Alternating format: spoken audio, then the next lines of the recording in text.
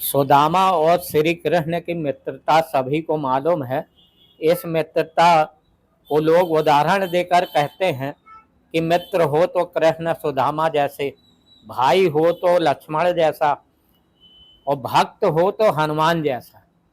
भगवान श्री कृष्ण के मित्र सुदामा की गरीबी की कहानी तो आपने जरूर पढ़ी और सुनी होगी।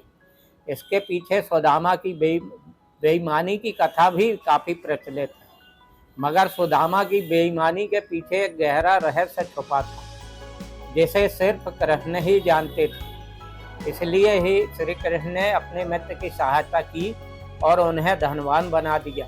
दरअसल सुदामा जी के गरीब होने के पीछे वजह श्री कृष्ण के प्रति उनकी परम मित्रता ही थी।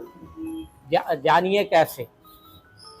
इसके पहले आप हमारे चैनल को सब्सक्राइब करें, लाइक करें और शेयर कर दें। गरीबी एक हुआ यह था कि एक ब्राह्मणी निर्धन गरीब थी। वासुदेव का नाम जप कर और भिक्षा में मिले अनाज को खाकर अपना जीवन यापन करती थी। एक वक्त ऐसा आया कि उसे 5 दिन तक भिक्षा नहीं मिली। वह रोजाना प्रभु का नाम लेकर पानी पीकर सो जाती थी। 6ठे दिन उसे दान में कुछ चने मिले।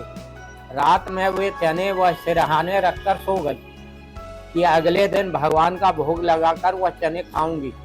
रात में उसकी कुटिया में चोर आए और चने को सोने की मुहर समझकर चुराने लगे। आवाज़ सुनकर ब्राह्मणी जाग गई और शोर मचाने लगी। उसकी आवाज़ सुनकर गांव वाले चोर को पकड़ने के लिए भागे तो चोर सुदीपनी मुनि के आश्रम में छिप गए। संदीपनी मुनि के आश्रम में ही कृष्ण और सुदामा उस दिनों शिक्षा ग्रहण कर रहे थे। गांव वालों को अपनी ओर आता देख चोर घबराहट में चने की पुटकी वहीं आश्रम में छोड़ गए। अगले दिन गुरु माता को वह चने की पुटकी मिल गई। उधर भूख से व्याकुल ब्राह्मणी को जब पता चला कि चोर उसके चने चुरा कर ले गए तो उसने श्राप दिया कि जो भी उन चनों को खाएगा वह दरिद्र हो जाएगा। सुदामा और कृष्ण रोजाना की तरह जंगल से लकड़ी लाने जा रहे थे।